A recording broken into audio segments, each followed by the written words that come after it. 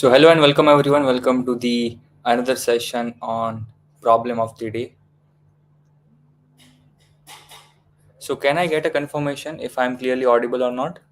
Good evening, Madbar.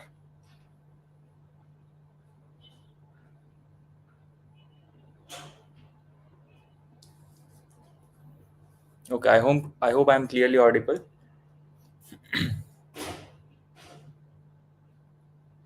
Okay, so were you guys able to solve the problem of the day, yesterday's problem of the day? And the name of the problem of the day was maximum subset sum. Can I get a quick plus one or yes or no in the chat box? Okay, so hello, hi. So let me share my screen and we'll be reading down the problem statement and then we'll be discussing how to approach the question, right? Is my voice clearly audible? No?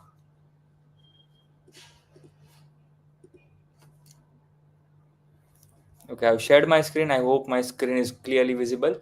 So yesterday's problem of the day was maximum subset sum. So let's first of all quickly read down the problem statement. So in the question, you will be given an array of size n. And what you have to do, you have to find the maximum subset sum of the elements that you can make from the given array such that for every two consecutive elements in the array, at least one of the elements is present in our subset. So this is our formal information which is given to us in the question. And if we have a look at the constraint, we can observe that the array can be as long as 10 to the power 5 and also it can be as small as 2. There can be at least 2 elements or 10 to the power 5 elements, and this is the range of the array elements. Right, and expected time complexity is given order of n, and auxiliary is given order of n. So basically, whenever you see this kind of question, no, I would highly recommend that don't try to follow the expected time complexity in order to reach down a solution. Your target should be first target should be to find a brute force solution and then try to improve the brute force solution, and after your solution gets accepted, try to achieve the expected time complexity. That should be the path in order to reach the expected time and space, because if you directly start working on the time and space complexity given over here, then it will be very confusing, and it is possible that you might be thinking of some approach and some modification on the previous approach which you thought was getting you accepted.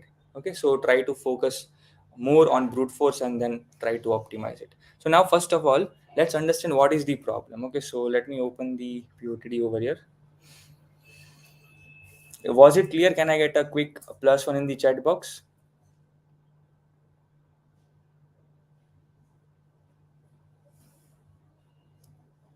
Okay, thank you for the confirmation. So this question is kind of some derivation of standard problem, and in the question you were given, let me write down some of the few important points. Okay, so in the question it is given that at least for every two consecutive,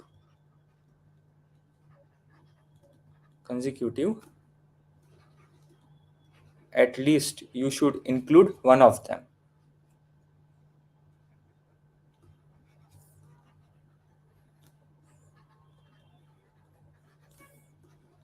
should be in the subset. This is the main important point. Okay, so you need to focus and you need to pay attention to this point very clearly, because it okay, just a minute.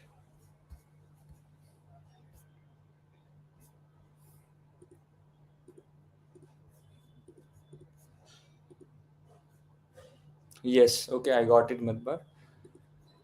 Now I hope it will be visible. Okay, so I wrote down one of the important point from the question, and that was for every two consecutive elements, for two consecutive numbers, at least one of them should be in the subset. Okay, so let's take the first example. I'll take the input number 1, and it is given that n is equal to 4, and the array elements are 1, -1.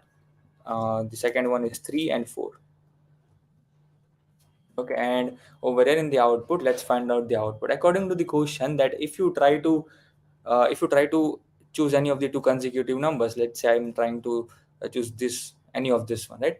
From any two consecutive, at least one of them should be in the subset. Let's say this is our subset and we are trying to fill the subset. I want the sum of the subset to be maximized. Okay, this is the question, and whatever is the sum, maximized sum, that you need to return it.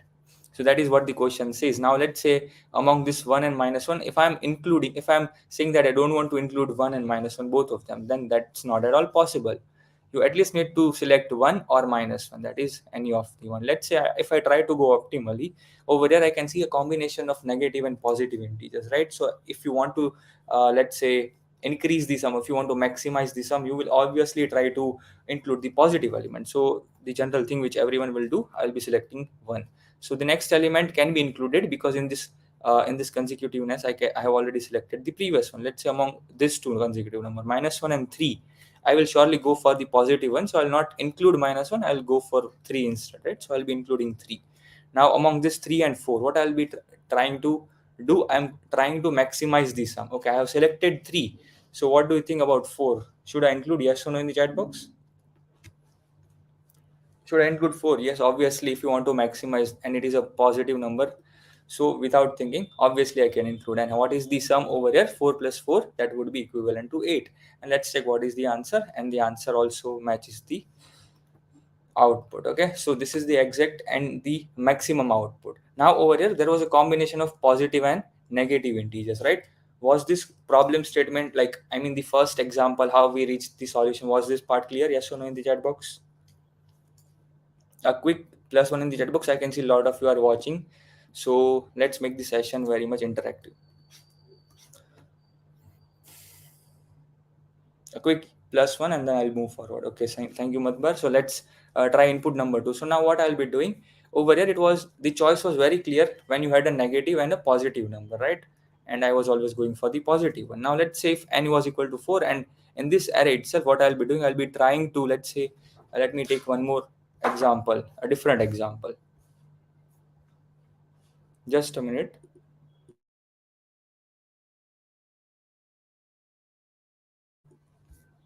Okay, so let's say if n is equal to, let's say I'm taking a random array, minus 1, then minus 4, minus 10, and let's say it was minus 5, and let's say minus 9 and minus 5. So over here I have taken 5 elements, and now if I'm trying to focus on selecting the, let's say, maximum one, over here we know that if we have a choice between two negative elements, then if I want to maximize the sum, obviously, let's say it was minus 3 and it was minus 1. Now if I have to select any two integers from these two consecutive numbers and I want to maximize the sum, obviously you will be trying to choose the maximum negative number, right? Maximum means among minus 3 and minus 1, which number is greater, which number is larger. I can see minus 1, so the larger one. In case of negative integers, you will try to focus on taking the largest element among two, right? So let's say if there are two consecutive negative integers, I'll be going for the larger one, so that is minus 1 in this case. So now let's try to follow the same process, right? Let's see if we are getting the answer or not. So let's say this is minus 1 and minus 4. See, if all the array elements were positive, right, then the choice was very clear, just take the sum of the entire array. But over here there can be combination of positive and negative. Okay, I hope everything is making sense to everyone. If you have any doubt in between, just post it over here. So let's say minus 1 and minus 4. So I'll be going for the larger negative one. So larger one is minus 1 in terms of their value. Okay, minus 1 comes like it is near to the 0, and minus 1 will be selected. Let's say this is my subset. So I've selected minus 1. Now let's say next two consecutive, I've selected this one. So now minus 4 and minus 10. What will you prefer? As I mentioned, I'll be going to select minus 4 because it is smaller than minus 10. I mean, it is larger than minus 10. So minus 1, minus 4. Now let's say one more. Among, I have selected this one. Next element is minus 10. Among this two, minus 10, minus 9, I'll go for minus 9, right? The larger one. So I've selected minus 9. Now among minus 9 and minus 5, I have already selected minus 9. So let's not select it. And over here, if you already selected one of the number, you don't need to select other one, right? Over here, if you select one more negative number, no, what you will be doing, you will not be making the sum maximized, but else you will be decreasing the sum. If you add a negative number to the sum, it will decrease it, and over here the negative number will be more smaller and smaller, and hence that would be not the maximum answer. So I'll be not selecting minus 5. And what is the sum over here? The sum over here comes out to be minus 14, right? So this approach was working perfectly fine. But let's say this is equal to minus 15, not minus 4.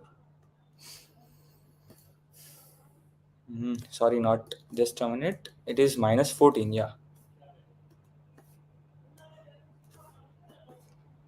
Minus 14. Okay, so right now, do you think this is the optimal answer?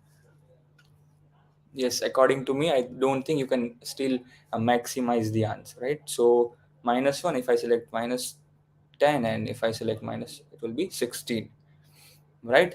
So now instead, let's say over here, so for this, the output came out to be minus 14. So this is how something, what the question says, that you should move in this particular direction, and you will be able to reach the maximum sum, and you have to print the maximum sum. Okay, so that was the entire problem statement.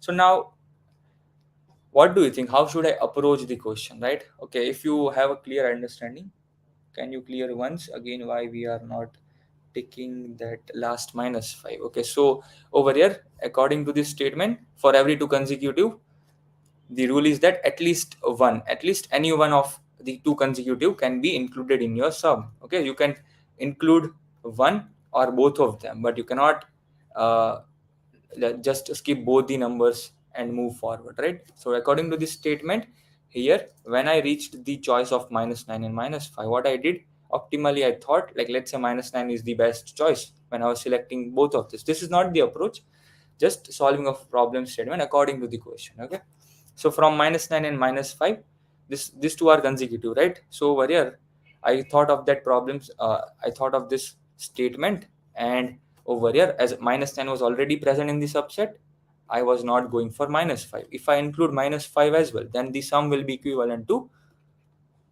minus 19, right? Minus 14 plus minus 5 will be minus 19, and you will be reducing the sum further. So I did not go for minus 5. I hope it was clear, Deepak. Okay, so now this is the greedy approach which I was trying to follow, right? Just reading down the problem statement, you cannot think of any direct approach. So while I was going greedily, this like, it was possible to get an answer, right? So now let's say that, let me make out a problem statement, like, let's say, for let me find out a test case in which this approach is going to fail. Okay, so let's say it was minus 4, it was minus, let's say, uh, it was minus 1, and then let's say it was minus 6, it was minus 10. Okay, and over here it was minus 9 and minus 5. Okay, so let's say again I'll be going for minus 1, minus 6, minus 7, and 7 to the 14, minus 15, 15 and 16. Let's say it was minus 10 again. Okay, so now over here you can observe. So now let's say if I was trying to solve this problem statement, now I was trying to find the maximum from minus 1, minus 6, the larger one. The larger one is minus 1, right? From minus 6, I have selected this one. Minus 6 and minus 10, what do you think, which should be selected? Minus 6, right? Because we want to maximize. So now let's say from minus 10 and minus 10, I don't have any option. This was selected, I at least need to select one of them. So I'll be going for minus 10. Okay, after going for minus 10, let's say you are not selecting this minus 10, you are going for this minus 10. Okay, that was perfectly fine. Now over here, you can observe that you have selected this minus 10, and now let's say among these two, minus 10 and minus 5, you have already selected one of them, so you will not be selecting this, and the sum of this comes out to be minus 17, right? But I can do better than this. How? Let's say if I go for this one, if I go for this minus 1, if I go for this minus 10, and if I go for this minus 1, minus 5, the subset will contain minus 1, minus 10, and minus 5. What will be its sum will be equivalent to 16. It is obviously smaller than minus 17, right? I mean, it is larger than minus 17.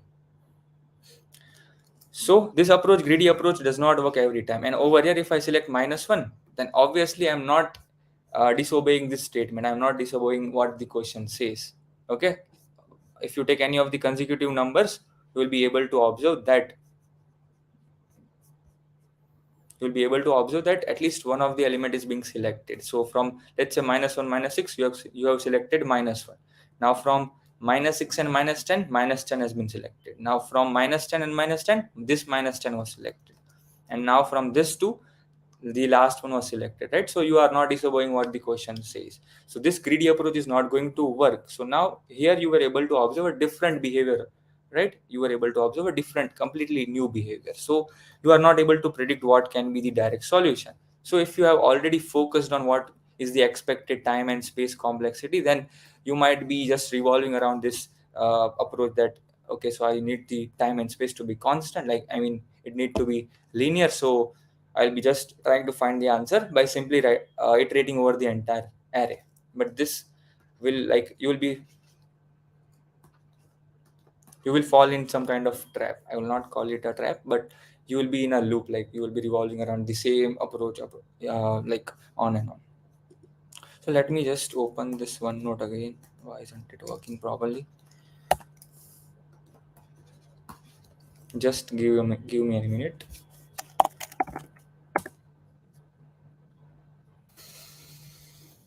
Okay, so I hope I'm making the thought process very much clear to everyone. Can I get a +1 in the chat box if you don't have any kind of doubt till now?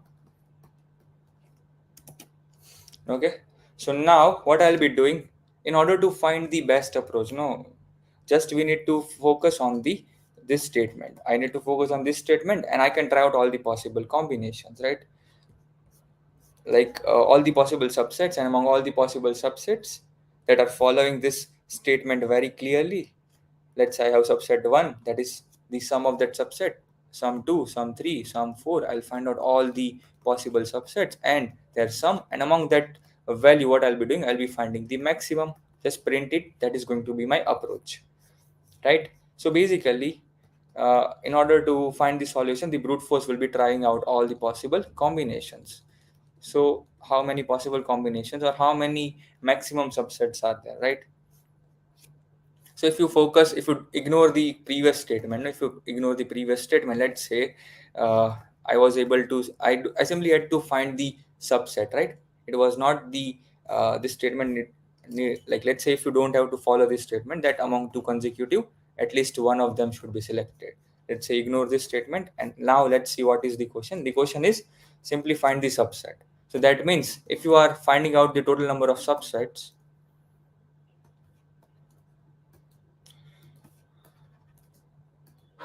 I don't know what is.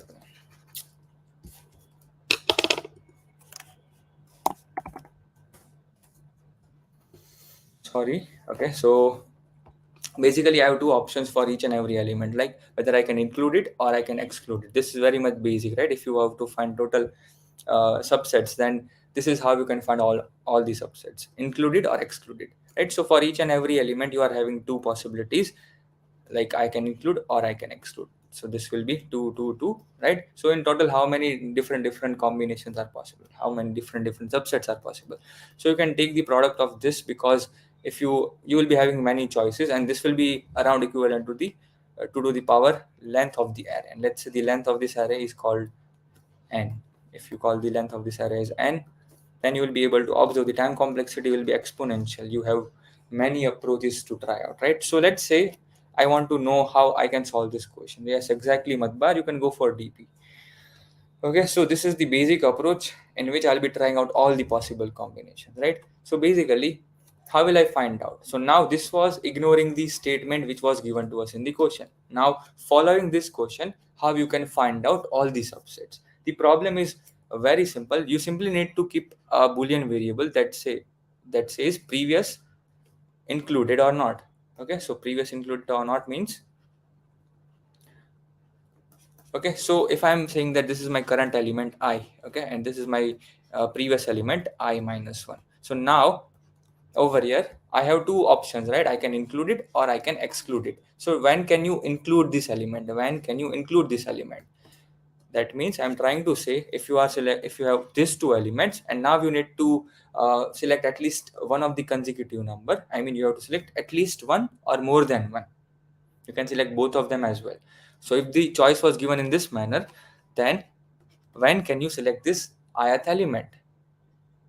Okay, you can select this ith element all the time. Let's say if the previous was included, then and also then you can select the ith element. If the previous was excluded, then and also then you can include this ith element. So there is no there is nothing dependent. Like let's say whatever is the let's say if -1 was included or not included, you can each and every time your choice can be included for the current element. When let's say if the previous included, I'm trying to figure out what can be the choice. How can you find the choice? Just a minute.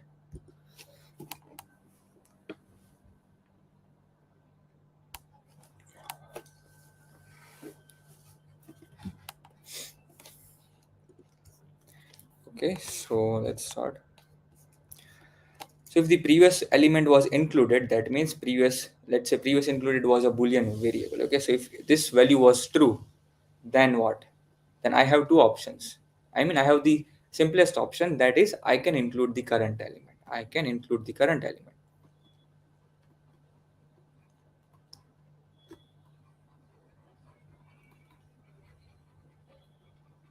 Okay, now let's say if previous element was not included, right? We have two options for every element, so we are trying to find out this. If the previous element was not included, let's say if this was not included, then according to this statement, at least one of the element from two consecutive needs to be there inside your array, right?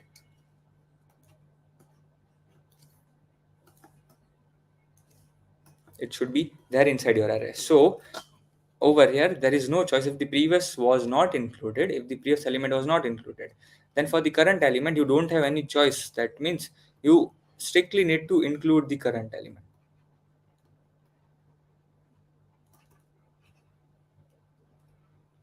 Okay, and one more thing, if the previous element was included, then you are free to include this element, or you can exclude this element. So over here, when the previous was included, this variable is equal to true, then that means you are free to include or exclude the current element. So over here, instead of just including the current element, you have to find out all the subsets by excluding the ith element as well.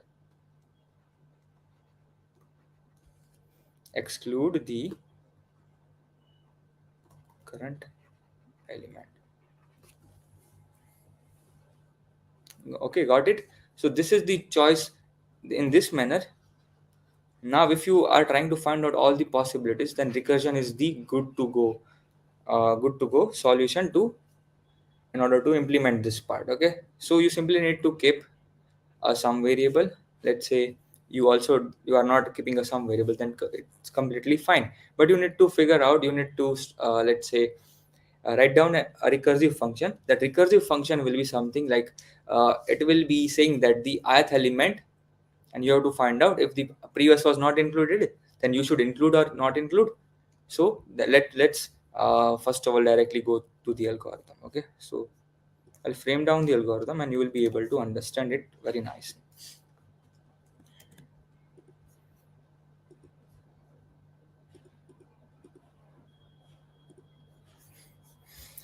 So now over here, what I'll be doing, I'm just simply writing down a brute force approach to find all the subsets. Okay, so this is my current array. Let's say this is my array. I'm calling this as an array ARR, and the size of the array is n. So I'll be starting the iteration from the last element. Okay, so currently there are how many elements? N number of elements, and I'll be having a variable that is called as previous included or not. Okay, so I'll be keeping it, let's say previous only, just to keep it short and crisp. Okay, so now over here I have two options. So I simply need to convert this into coding implementation. Okay, so if let's say if previous value, that is if the previous element was included, the boolean value is true, I can include the current element. What does it mean by including the current element?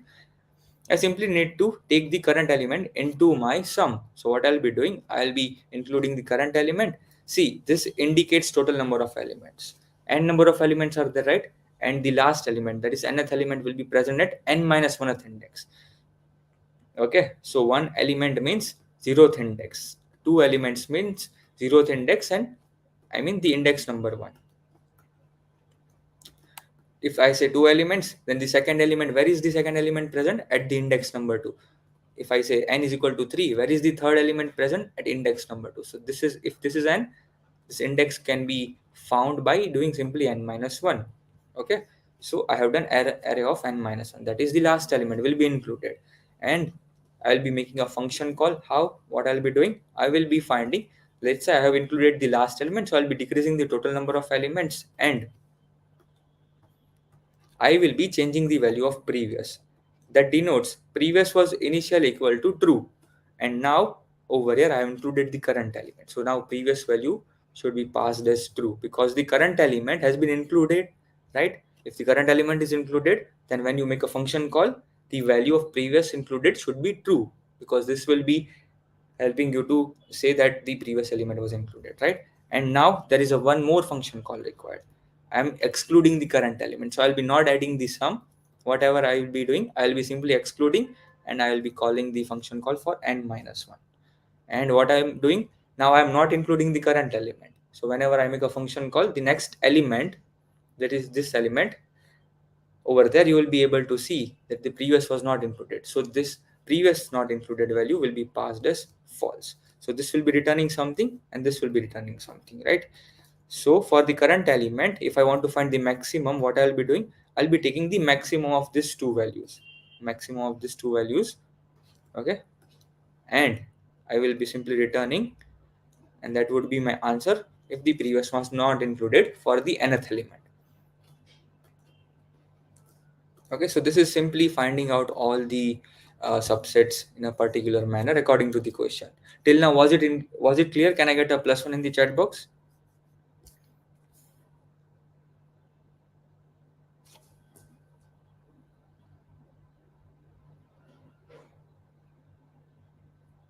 Can I get a quick +1 in the chat box, everyone?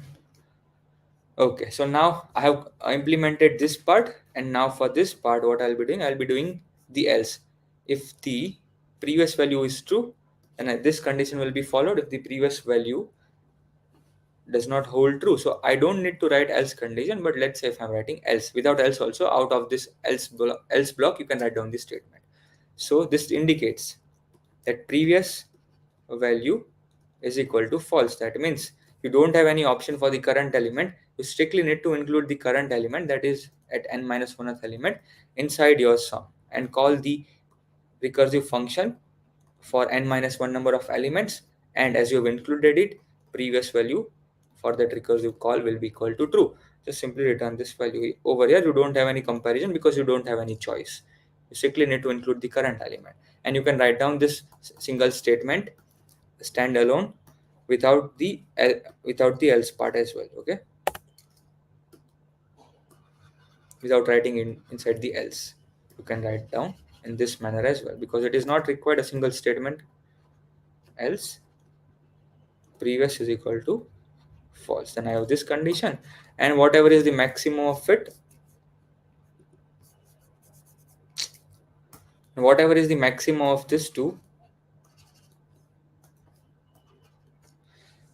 just a minute, and whatever is the maximum of this, you will be returning it. Now over here we simply need to write down the base condition, as this is a, what do you say, a recursive function. Without the base condition, infinite loop will be present, right? So if when do you think you will be, what will be the base condition? Can I know from the audience, what do you think is the base condition?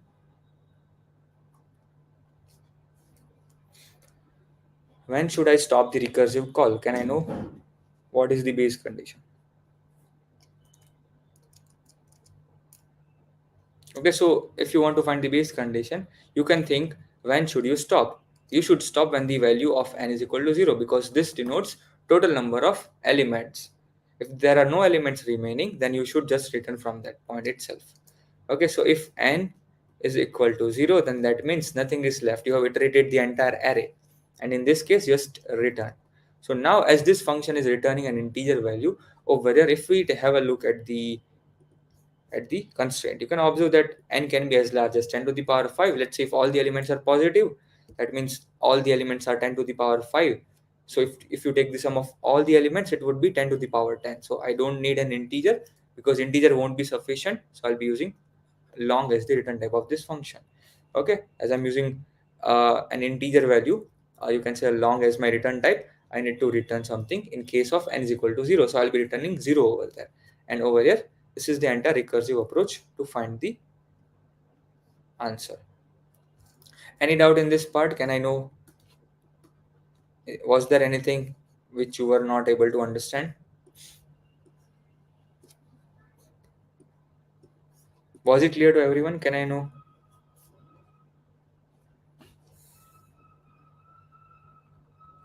Okay, if it is clear to everyone, then I'll be quickly coding this part.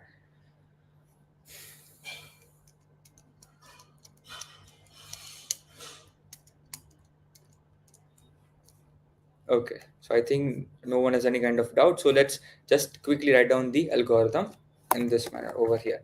So now what I'll be doing, I'll be simply using a function, and in that function, I'll be just let me change the name of the variables to smaller n and capital ARR. Okay, so let it be ARR. So the first argument is array, next argument is n, the total number of elements, and previous included. So what I'll be doing, let's say I'm not currently including the zeroth element, that is the last element. I'm passing the initial value for previous included to be false. Let's say, and now I'll be writing down static long, and let's say I'm calling it as function, and I'll be using this boolean variable previous. So now, first of all, the base condition was if n was equal to 0, then that means no element is remaining. So just return 0 from here. So, right, if previous was true, if the previous was true, then what? Just return the maximum of two approaches, right? Maximum of including the current element or excluding. So array of n minus 1 is the current element. I'm including it. So I'll be passing a function call, and I'll be decreasing the value of n, and I'll be changing the previous value to be true. You can keep it as it is, because both of them mean the same. This previous and true will be true over here. And now I'm excluding the current element, so I'll be not adding the sum array as it is,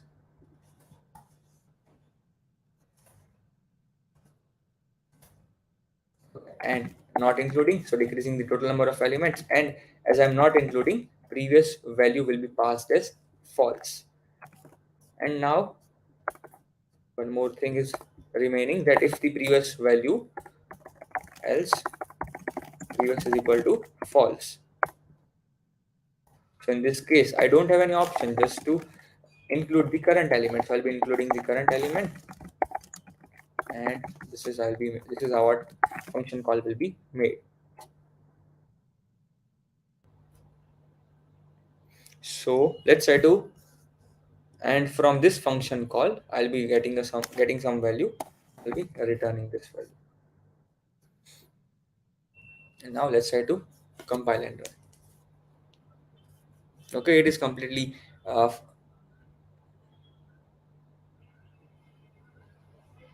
okay. So I have just wrote down this part in Java programming language. Okay, this can be implemented in other languages, C++ or anything. This is the entire algorithm.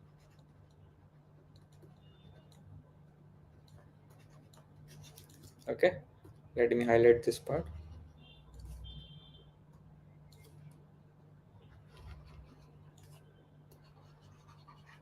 This is the algorithm.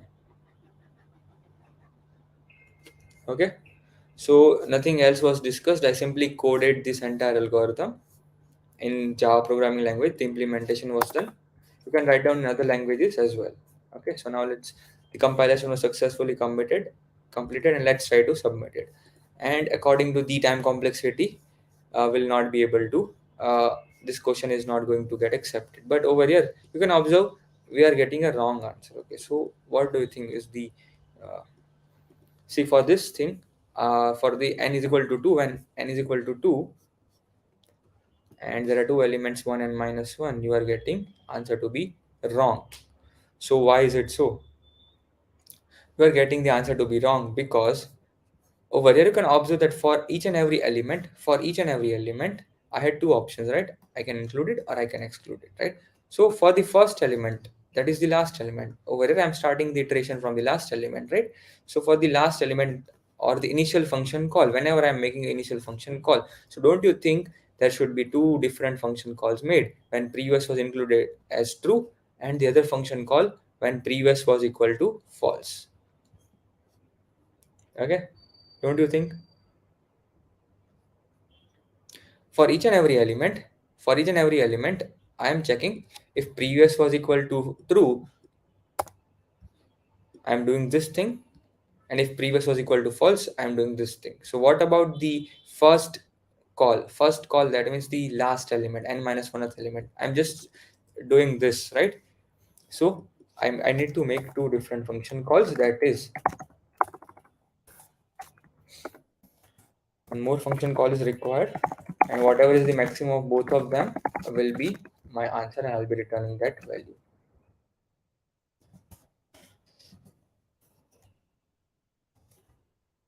Okay, if I'm passing the previous value as true, if I'm passing the previous value as true, then that means current element was included, right? So what I'll be doing, n minus 1 was included in this case. And if I'm currently working on the last element, I should decrease the value of n. And whatever is the last, I will be just handling it outside, and I'll be returning math.max. Okay, now let's try to compile and run the same example.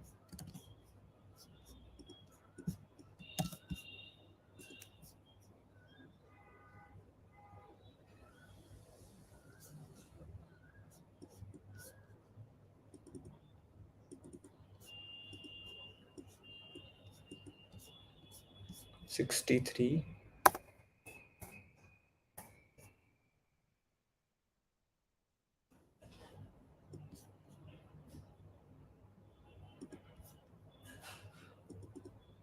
Okay, so I forgot the addition sign.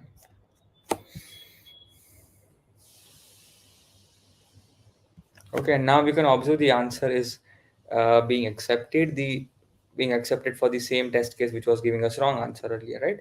So now let's try to submit and see.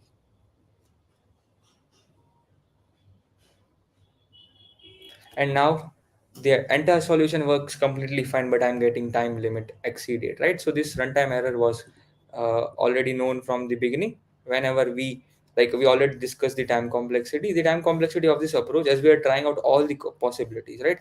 That is, the time complexity comes out to be order of 2 to the power n, and n can be at max equivalent to 10 to the power 5. So 2 to the power 10 to the power 5 is going to be a very large number, and obviously this is not going to get accepted. So this approach will is not going to work at all, right?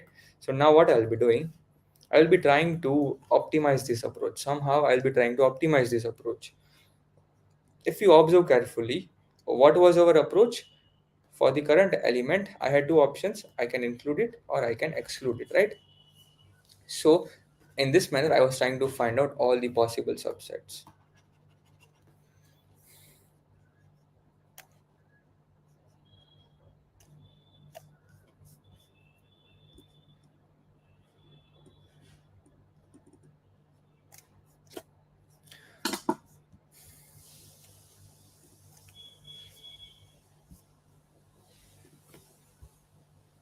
So over here, what I was trying to do,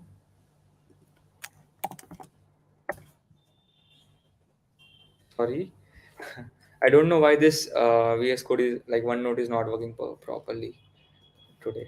So this is my, obviously in the I was discussing that the brute force approach. In the brute force approach, I was doing this thing. I was including or I was excluding. I had only two options, right? Now over here, in order to find out all the subsets, let's say -1, -6, -10, and -10 and -5 was my array, right? So there is a,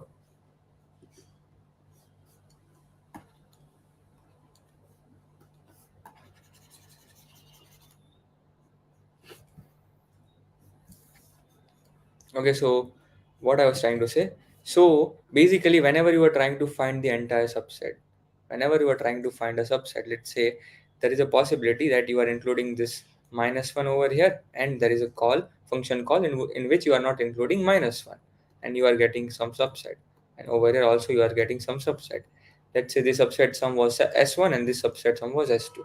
Now let's say somehow we were trying to find a solution.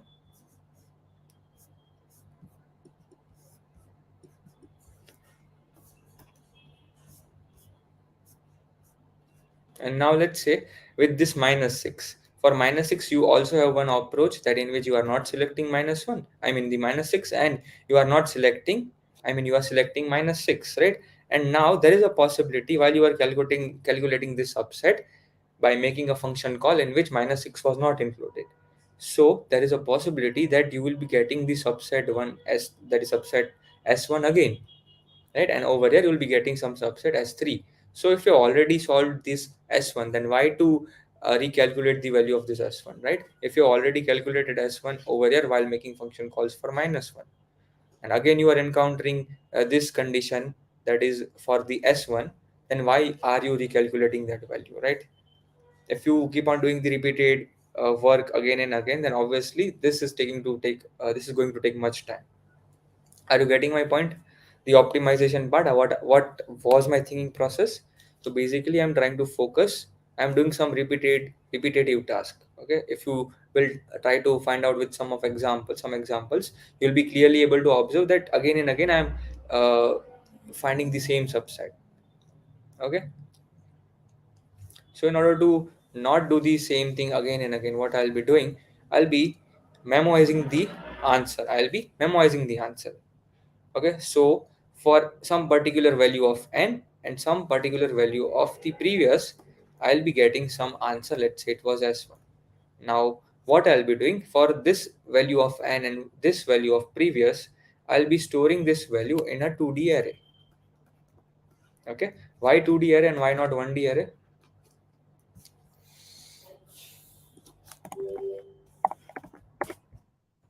Okay, so over here you can observe,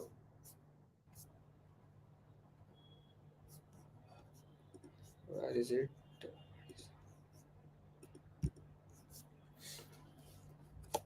So over here we understood that this was the thing I need to do in order to optimize that. Now if you observe carefully in this part, in this algorithmic part, I'll try to memorize my solution. Okay, how to memorize, on which basis should you memorize? You will be memorizing on the value of n and on the value of previous, because this is the this two pair of integer values n and previous will be giving you some particular answer. It will be giving you, let's say, s1.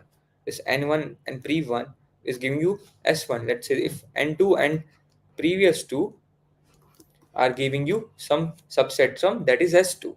Similarly, let's say n3 and previous 3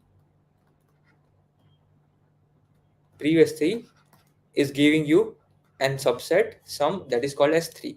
And let's say if 1 was equal to true, that is subset 1 was not equal to 2.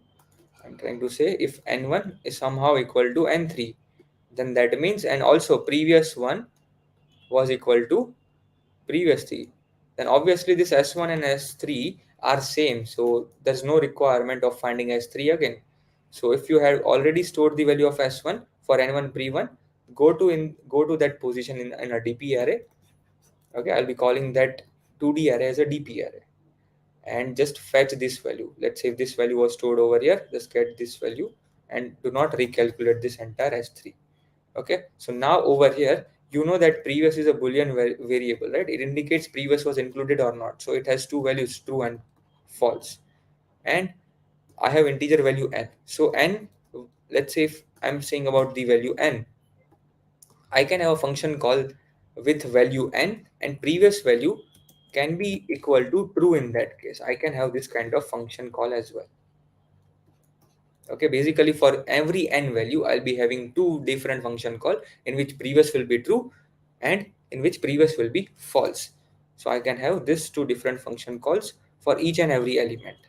So that is the reason I need a 2D array and not 1D array. Was this part clear? Why do you need a 2D array and why not 1D array will work? And if you know the general scenario when to if you know the general scenario on finding the total number of rows and column for the dp array, you will be knowing that in the recursive function call, whichever value is being, let's say, changed, that it denotes the dimensions of the dp array. Okay, so in this manner I'll be using the dp array. So what I'll be doing, we know that previous can be true or false. So for true, I'll be using the value 1, that is index 1, and for false, I'll be using the value equivalent to 0. So what I'll be doing, I will be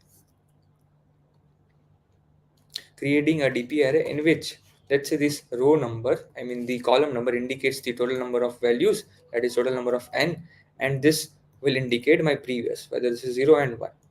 So I'll be able to store this value inside my DP array. Was this part clear? Till now, was it clear or not? Can I get a quick confirmation in the chat box?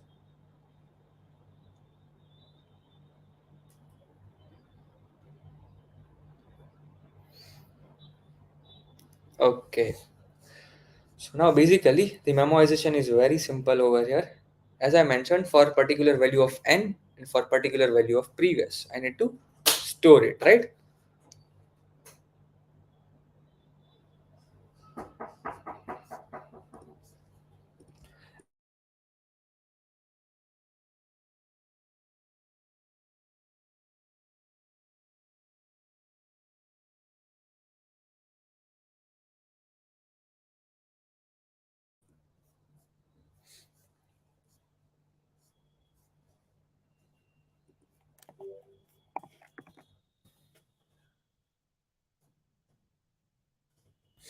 Okay. So the memoization can be done on this recursive function call itself. So whenever I am finding the value, in which function call are you finding the sum? Over here you are finding the sum, and over here you are finding the sum, right? So what I'll be doing over here, this is a boolean value, that is 0 or 1. In some programming language, boolean can be taken as 0 or 1, right? But in Java, it is simply taken as true or false. You cannot consider it as 0 and 1 in Java. So if I talk about general programming language, I'll be considering it to be an integer value, 0 or 1. So now over here in this part, I'm finding some value. And this part, for some particular value of n and for some particular value of previous, I'm getting this answer. So what I'll be doing, I'll be going to that index, I'll be going to that cell inside my DP array. Okay, inside my DP array, and over here what I'll be doing, I will be storing the value. I'll be storing, let's say previous was the row number and column number was n. So I'll be storing it in this manner. DP of previous and n is stored over here. Okay, I have stored this value. Now what? How can I make this useful? In order to make this useful, you need to check in the DP array whether this position n and previous was already visited or not. Okay, this particular value of n and previous was already seen earlier or not. Let me copy this part somewhere else.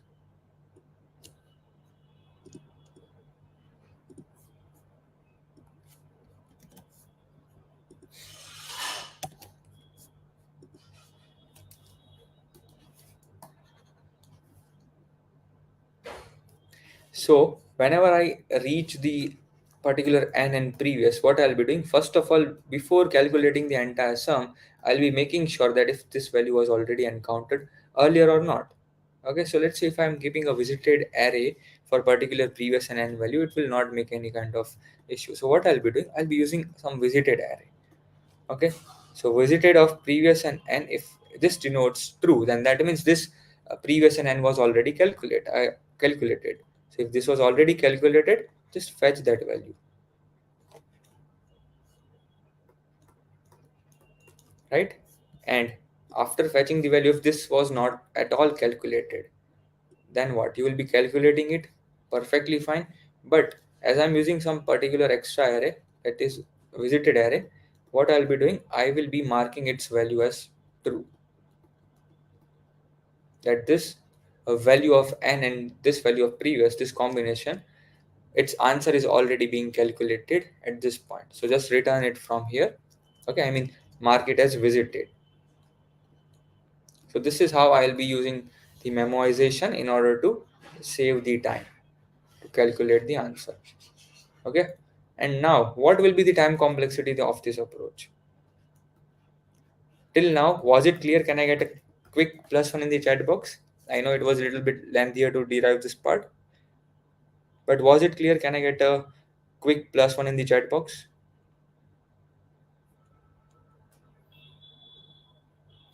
Okay. So now if I talk about the time and space complexity, earlier I told you that n and previous were being revisited, right? So now with the help of this table, I have made sure that particular value of n and particular value of previous will be visited only once.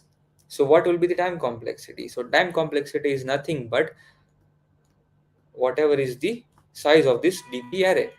Okay, so let's say if I'm calling this DP array as uh, over here there are n number of columns and there are two number of rows, so that would be n into 2, right? So there would be n into 2 number of calculations, right? Twice the length of the input array. So the overall time complexity can be written as order of n. And what about the space complexity? I have used an extra space that is twice the input length, so this can be taken as order of n over here as well. Okay, so this is my time and this is my space complexity. Okay,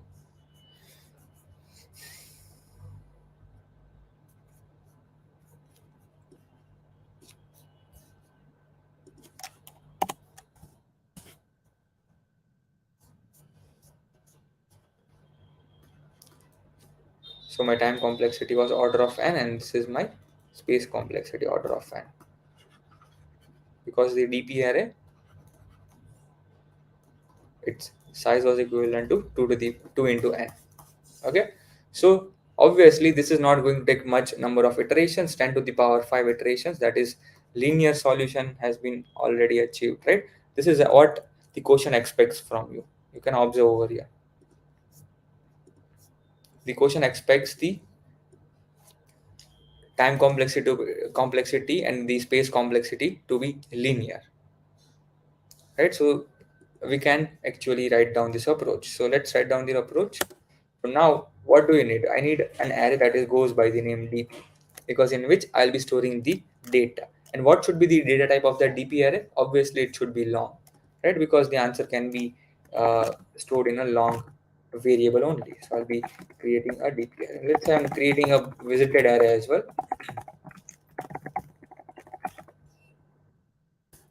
Okay, so let's initialize. Let's give some space in the memory. So what I'll be doing, I need the total number of rows to be equivalent to 2, 0 and 1, and I need the total number of n values to be stored, right? And visited has the same number of dimensions. So now what I will be doing, I'll be leaving this part as it is, but some changes will be made over here. So if I know that if the current value of n and previous was already visited, then it will be marked as visited in my visited array. Visited of what? Visited of previous and n. If this value is equal to true, then simply return that value from the boolean, I mean the DP array. And now over here I'm marking it as visited if it was not visited, right? If you are visiting it for the first time, then mark this visited as true and the value will be calculated. So now if the value is being calculated over here, I need to make an upgradation in my DP array. So DP of previous and will be equivalent to this whatever is the value, and similar to that over here as well. So I've stored the data. I've stored the data in this two part. Visited has been marked. So this three lines were added. To be precise, this much of part was added, right? And the time complexity is linear. So now let's try to compile and run. Let's see if we get any kind of error. Okay, so we need this part to be static. It is language specific error. If you know Java, in Java, if you can only access the methods and variables that are static from a static method. Okay, so now a small minor change is required over here, because I'm using Java programming. It is not typecasting the boolean value into an integer. So what I'll be doing, just in Java, if you're coding in Java, you need this kind of modification. So that modification is what I'll be doing. I'll be using a simple temporary variable instead of this boolean. I'm calling it as int. So false will be taken as 0 and true will be taken as 1. So false will be taken as, and this is true, and this is 0. This is true, it will be 1. And visited is equal to true, that means 1. And over here, if this was visited, that means if the value is equal to 1, then this. So I have changed the data type of previous because I'm using Java programming. And now let's try to compile and run. Boolean, what is okay? Not required over here because Boolean value, the variable entire array is already Boolean, right? Cannot find symbol visited. Visited. Okay, so there's a spelling mistake over here. Visited, and now let's try to compile it.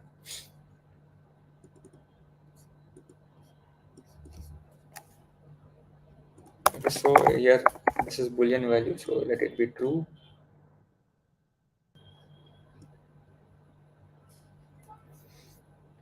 Previous is equal to 1. In Java, there is like let's say you will be the typecasting does not take place on its own for Boolean to integer typecasting. Let's try to submit and see this part.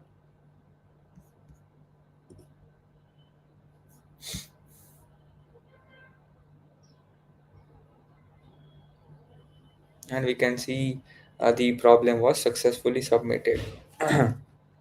Okay, the time complexity is already matched over here. And now if you are looking for the let's say one more approach for this one. Okay, so till now, first of all, let me know from the audience, do you have any kind of doubt? Was the approach clear? Anything, any confusion in any of the part?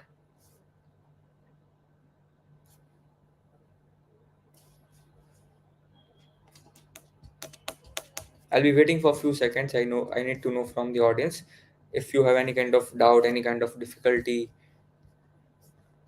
any questions from your end. And I'll be discussing one more thing at the end. So I'm not ending the session, just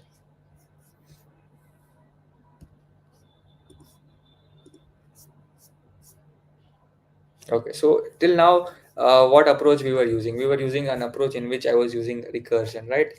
And you might be aware that recursion requires some extra space, and that space requirement is equal to like it will be equivalent to number of recursive function calls made, right? So if you make n number of recursive function call, then the uh, time complexity will be like space complexity will be increased by some amount of value of n, right? It will be uh, addition to n. If your space complexity is 2n, then the space complexity will be 3n. This is how long the recursive stack will be occupying the space, right? So in order to optimize this approach, you can use an iterative approach, and you can convert this part into an iterative part. So I will suggest everyone to try that solution. And the time complexity is nothing different. Overall, the time complexity will be big O of n over there as well, and big O of n over here.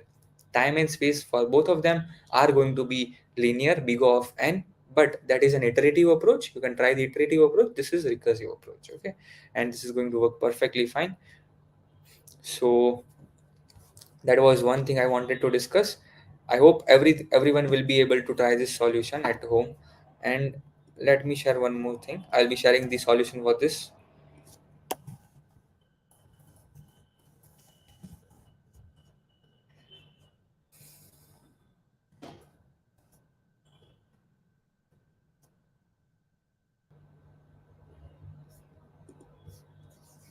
I'll be sharing the link in the description for the solution which we wrote just now. Okay. And the announcement I was going to make at the end of the session is that, so if you are looking for mastering competitive programming, if you are looking to crack, let's say, FANG, right? So over there, you might be aware that in like tech giants like Google or something, they are asking the questions that are CP level. You need to know some advanced algorithms. You need to know different data structures.